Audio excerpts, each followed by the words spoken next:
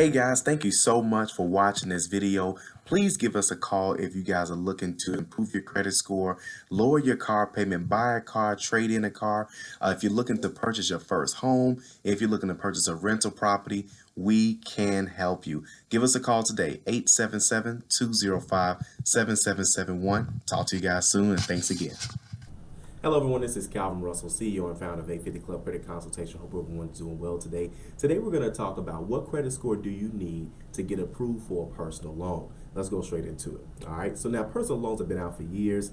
For the most part, you may even know that, of course, a personal loan is not necessarily needed to help build credit. A lot of people use personal loans for a lot of different scenarios. And at the end, actually at the bottom of the video in the description, I'm going to put all of the places that, not all, but at least the top ones that I know about that don't do a hard pull until they show you whether you've been approved or not. They show you the monthly payment, all that fun stuff. So with a personal loan, of course, it is the holiday season. So a lot of people are looking for personal loans, and some people are doing it for different reasons. Some people are looking to try to get something done to their house. Some people are trying to get something done to their car. Some people are trying to make a big purchase. Some people are trying to do credit card debt consolidation. Very smart thing to do, especially if you have let's say credit card debt of like $10,000 and most of the credit cards are at 22%, 20%, whatever the number may be. And then whatever that number is, then you're able to move all of that debt over to a personal loan. Depending on your credit score, then it makes sense to do so because the interest rate could be a lot better. So the interest rate is all based on your credit score and a couple other things on your credit report like total accounts and income and things of that sort. So the minimum score that you're going to need to get a decent interest rate is going to be around 620, 640. Now, you can most definitely get approved for less than that if you go through like Springleaf Financial, One Main Financial. Most of those banks, they specialize in what we call subprime. Subprime, as we all know, is a great word, is the nice word for bad credit. All right, and I hate to say bad, but not the best credit, right? So the interest rates are usually astronomical, like 30% or something like that, especially around this time of the year because they know people are going to need them. So with that being said, that's if your score is under like 620, under 640. When you get around that 640 range or higher, that's when the interest rates get a little bit more reasonable, under 20%, around 15%, somewhere in that range at all too. Okay, so for example, let's say if you went with a personal loan, which I'm going to put down at the bottom, it's a place they do a soft pull. You put in your information, very basic information, income they may ask for, employer, how long you've been at your job, all that stuff. They're going to do a soft pull. Then they're going to show you what your monthly payment is going to be, what your approval amount is, what the monthly payments, approval, interest rate, what the term is, and sometimes they'll let you kind of change those numbers. You can go from borrowing a certain amount to borrowing more. You can go from a shorter term to a longer term. So you can go from a smaller payment to a larger payment. So again, they'll let you know all those types of terms. And that's before they even run your credit. I always suggest going to one of those sites first, instead of going to a place that you know they're going to run your credit right off the bat. That way you have something to not only compare it to, but that gives you the opportunity to shop around. So for example, if your score is a 700, if your score is a 720, 750, 780, just because you have a checking account at a certain bank doesn't necessarily mean that they're going to always give you the best interest rate. Back in the day, you had to do it that way where you sit down with them, they run your credit, then they show you your options if you're approved. And you only got one option because you only went to one bank. Of course, the only other way to get more options is if you go to multiple banks. But I think that more power is starting to become in the consumer's hands, our hands, because now we can kind of get an idea as people are getting more educated about credit. People are starting to see their power because you can now get an idea of which bank you want to go with by seeing the numbers if they pre-approve you. And I'll put down at the bottom all the places, not all, but at least most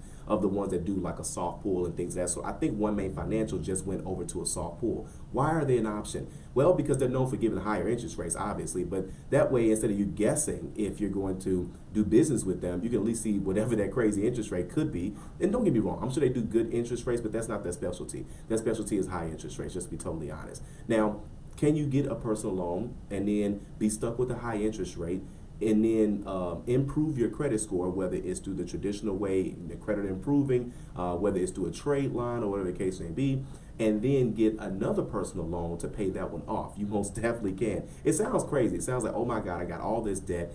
Here's what the mistake that people make. Just like anything else, you got to be responsible.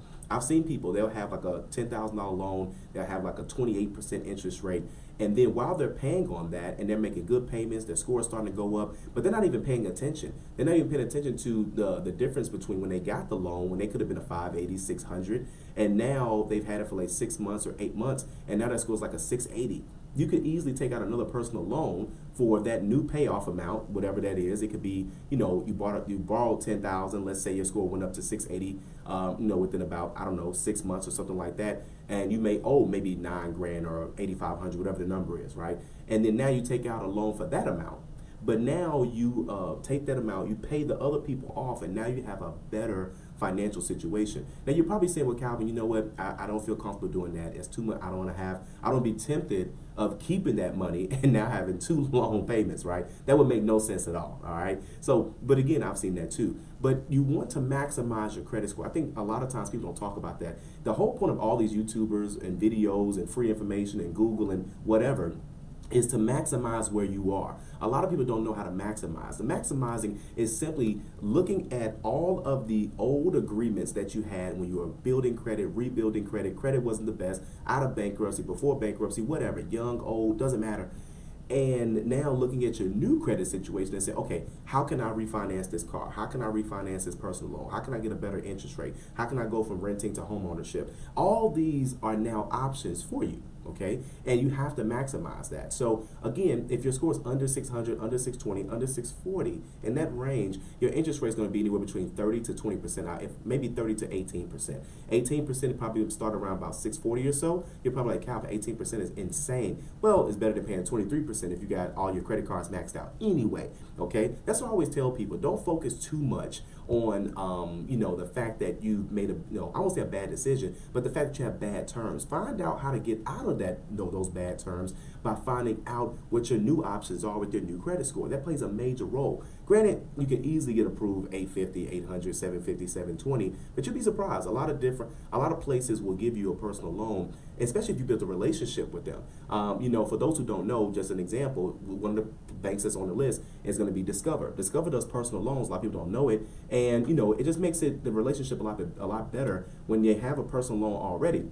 We have a credit card with them already. You're already in their database. They're already seeing how you're paying them and things of that sort. And now they're able to see, they say, okay, you know what, this person may be interested in a personal loan, okay? Then also, too, don't get stuck on the brand name, right? So Discover's there, but then you also have other places that you've probably never heard of. I did a video a long time ago on a company called Upstart. They're still doing great business. For those who don't know, Upstart was started by, I think, 2 individuals, I think 3, but 2 out of the 3 used to work for Google, okay? And they just said, okay, we need to stop looking at just credit. Let's look to see who the person is. So they look at your ACT score. They look at your they look at a lot of just a lot of random stuff. They look just outside of credit and income, because that does play a role. Don't get me wrong.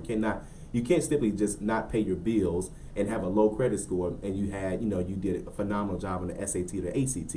You have to make sure that you did that everything else is intact as well too. But they look at a lot of other things outside of those. So I think that's a great place to start as well too. Then you have Avant, and you have a lot of other places I'm going to put in the description below. So either way, that's pretty much what you need to know in order to get approved for a personal loan. And of course, if you like this video, like it. You want to share it. And as always, be sure to subscribe, as we have nothing but great content on the way. Thank you all so much. Have a great